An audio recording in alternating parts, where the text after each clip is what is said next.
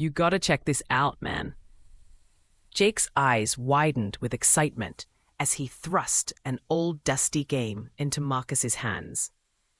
Marcus squinted at the cover, recognizing the iconic orange bandicoot and his cartoony rivals on the cover. Crash Team Racing? Dude, this is a classic, Marcus said, a nostalgic smile playing on his lips. No, not just any classic, Jake insisted, his voice dropping to a conspiratorial whisper.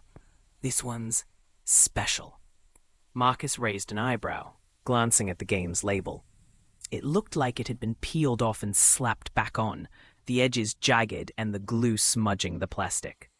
The game's title was barely legible, as if someone had tried to scrub it off. I got it from this weird guy in a Crash costume, Jake continued. He was lurking around the game store, said it was a rare edition. Some kind of, I don't know, collector's item or something.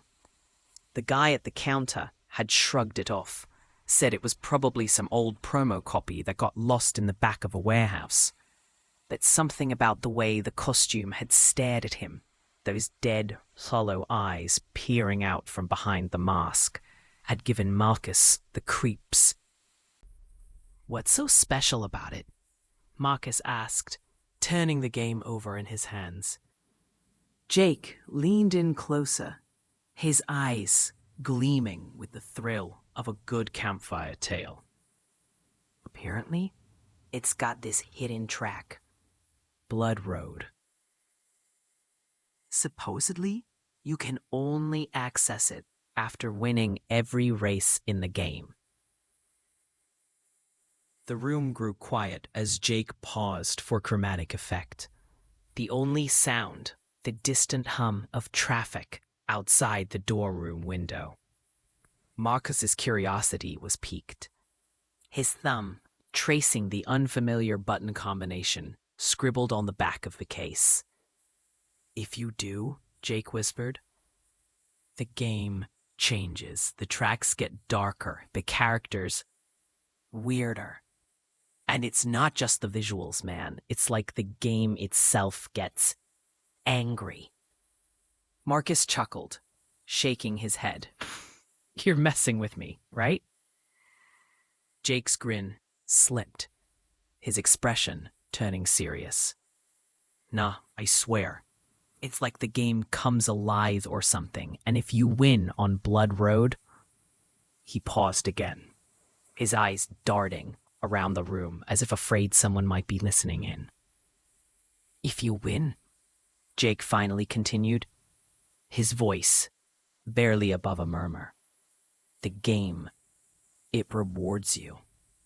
But nobody who's played it will say what that reward is. They just get all quiet and refuse to talk about it. Marcus's amusement faded, replaced by a tingle of unease that danced along his spine. He looked at the game again, the cartoonish images seeming to shift and distort before his eyes. Well, I guess there's only one way to find out, he said, sliding the disc into his PlayStation. The console whirred to life, and the screen flickered with the familiar startup sequence. But as the game loaded, the colors grew darker, the music more sinister. Marcus swallowed hard, his heart racing as the once friendly faces of Crash and his friends twisted into grotesque expressions of rage and fear. He glanced at Jake, who nodded solemnly. You're about to enter a whole new level of racing, buddy, he said. Good luck. The game's menu popped up, the words Blood Road, pulsing ominously at the bottom. Marcus took a deep breath, his grip tightening around the controller. As he selected the new track, the room grew cold, the air thick with the scent of something ancient and malevolent. The race began, and Marcus was immediately thrown into a nightmare world. The bright colors of the usual tracks replaced by a twisted landscape of shadows and crimson. His cart raced through the hellish terrain, dodging obstacles that seemed to bleed onto the screen. The other racers had changed too, their eyes now filled with a hunger that made his stomach turn. The cheery banter of the original game was replaced with guttural snarls and the sound of chains clanking together.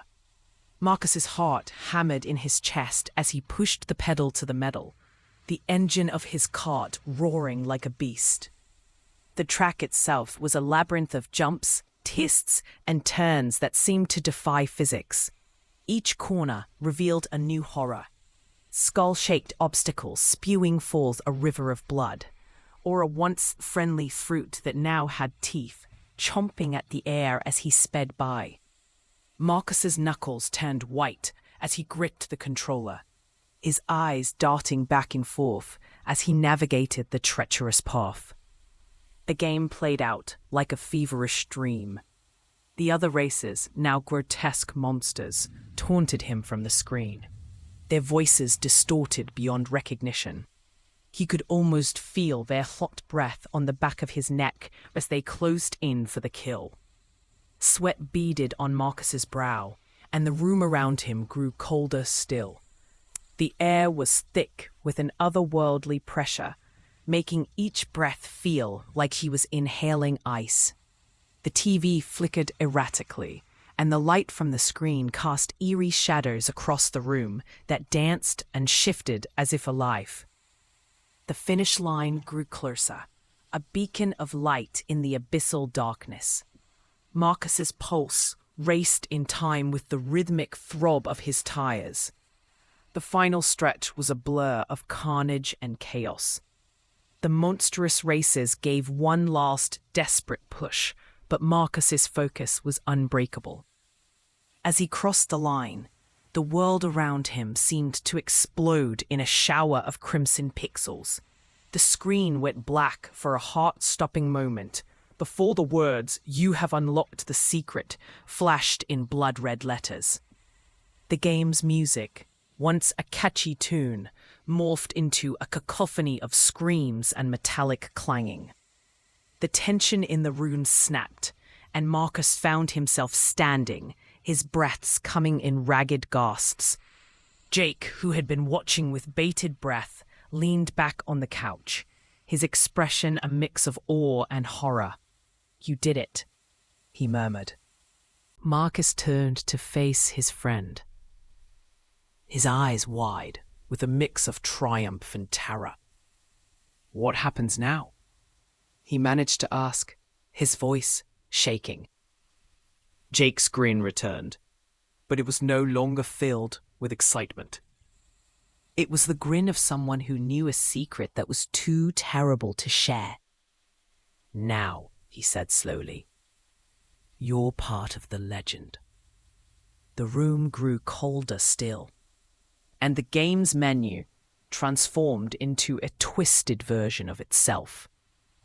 The words "Blood Road" continued to pulse, but now they were accompanied by the image of the Crash Bandicoot costume, the eyes now burning with a fiery rage that seemed to bore into Marcus's soul.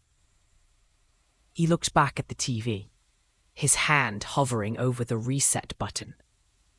He knew he should turn it off, walk away from the game, but an irresistible curiosity gnawed at him. What was waiting for him in this nightmarish realm? With trembling fingers, Marcus selected "Continue." The screen faded to black. The cart felt heavier, as if it were made of lead. The controls were sluggish, unresponsive to his commands. The air grew thick with the scent of burning rubber and sulfur. Marcus gritted his teeth, determined to conquer this new challenge, to uncover the secret that lay beyond the horrors of Blood Road.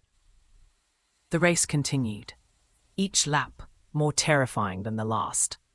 The other drivers had become demons, their carts transformed into chariots of the damned.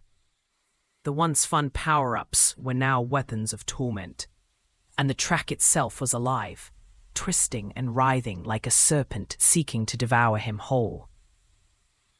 Marcus could feel his sanity slipping, his mind straining under the weight of the game's malevolent influence.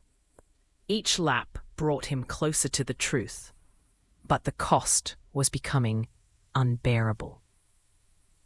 The once joyous anthems of victory were now drowned out by the wails of the tormented, echoing through the speakers like a siren's call to madness. In a moment of lucidity, Marcus realized that the prize wasn't something he wanted to claim. It was something that claimed him. The game had a life of its own, feeding off his fear and determination, growing more powerful with every lap he completed. He needed to stop playing, but his hands moved with a will that seemed separate from his own, steering him towards the final stretch. As the game's clock counted down to the last second, Marcus saw the finish line distort into a gaping maw, ready to consume him. His heart thundered in his chest, his palms slick with cold sweat. He had to win, not for the reward, but to escape the nightmare. With a final burst of speed, he hurtled across the line, and the world around him shuddered. The room grew darker, the shadows thickening into a tangible substance that clung to his skin. The TV's screen cracked, the image of the game morphing into a swirling vortex of crimson and black. The console's lights flickered erratically, and the air grew colder still. The game's final message, "You have conquered the road of the damned," screamed at him in a font that bled into the screen. And with it came the sound of laughter, deep and malicious, resonating from somewhere beyond the confines of the dorm room. It was the laughter of the strange man in the costume, the creator of this twisted game. Marcus's eyes darted to the door, expecting the costumed figure to appear in the flesh. Instead, the room remained empty, save for the cackling echoes of his twisted victory. His mind raced, trying to comprehend what he'd just unleashed. Had he truly won, or had he merely played into the game's sinister design? The costume was still there, watching him from the corner of the room. Its eyes glowed with the same malevolence as the game's. Marcus took a step back, his hand inching towards the power outlet. He had to end this, had to cut off the game's lifeblood. With a trembling hand, he reached for the plug, his heart racing in his ears. The costume's eyes grew wider, the laughter from the TV swelling into a crescendo. As his finger touched the plastic, a jolt of pain shot through his body, and the world around him began to warp. The floor buckled, the walls stretched, and the room grew darker still. The costume lurched forward, reaching for him with outstretched arms, the gloved hands tipped with razor-sharp claws. Marcus stumbled back, dropping the controller, his body screaming at him to run. But he knew that escape was no longer an option. The game had claimed him, and now he was part of its twisted narrative. The costume grew larger, its form stretching and distorting until it filled the room. The laughter grew louder, the darkness absolute. And as the game world consumed him, Marcus could only think of the fateful day he'd decided to play Crash Team Racing. The irony was not lost on him. What had started as a nostalgic trip down memory lane had become a descent into a hell of his own making. The room disappeared, and he was left with nothing but the cold embrace of the shadowy world of Blood Road. Marcus screamed, The sound swallowed by the void. The costume loomed over him, a grinning demon, ready to claim its prize. And as the game reset, ready for the next unsuspecting player, the echo of the maniacal laughter lingered in the air, a chilling reminder of the curse he'd unleashed. The room grew lighter, and the costume retreated to its corner, watching him with those unblinking eyes. Marcus knew he was trapped, forever bound to the whims of the game, a plaything for the twisted mind that had created it. And so he waited in the cold, silent dorm room for the next player to find the cursed game and take up the challenge. Days turned into weeks, and the game remained dormant, the costume a constant, eerie presence. Marcus's friends grew concerned, but he couldn't bring himself to tell them the truth. He was afraid of what they would think, what they might do. The game had changed him in some fundamental way, and he didn't know if he could ever go back to who he was before. One night, unable to bear the solitude any longer, Marcus decided to confront his fate. He sat down in front of the TV, the game still sitting in the console, the screen a flickering testament to his folly. He picked up the controller, the weight of it feeling heavier than ever before. With a deep breath, he booted up the game once more. The familiar jingle played, but it was tainted now, a macabre lullaby that sent chills down his spine. The costume stirred in the corner, the eyes burning brighter with anticipation. Marcus's hand hovered over the select button, his heart racing like it was out to burst from his chest. The game's main menu stared back at him, mocking his fear with its innocent pixelated charm. But he knew the horrors that lay beneath the surface, waiting for the next victim.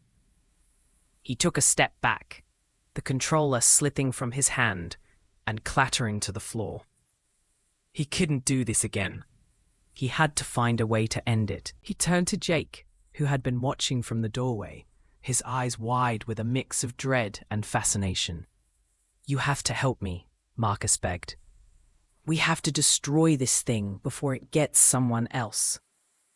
Jake swallowed hard, his hand shaking as he picked up the game.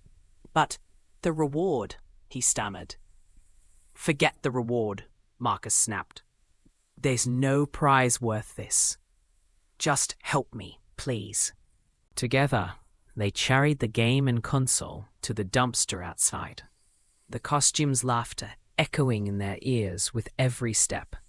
As they tossed it in, the disc glinted in the moonlight, a silent promise that it wasn't over. Back in the room, they sat in silence, the weight of what they had done hanging heavy in the air. Marcus knew that the game was still out there, waiting. And he knew that one day someone else would find it. Someone who hadn't heard the whispers of its dark history. But for now, he had bought himself some time. Time to figure out what had happened to him, and how he could ever escape the shadow of Blood Road. Time to live with the knowledge that he was now a part of the very legend he had once scoffed at.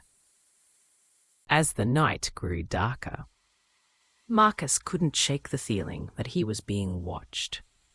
The costume's eyes haunted his dreams, the laughter a constant backdrop to his waking moments.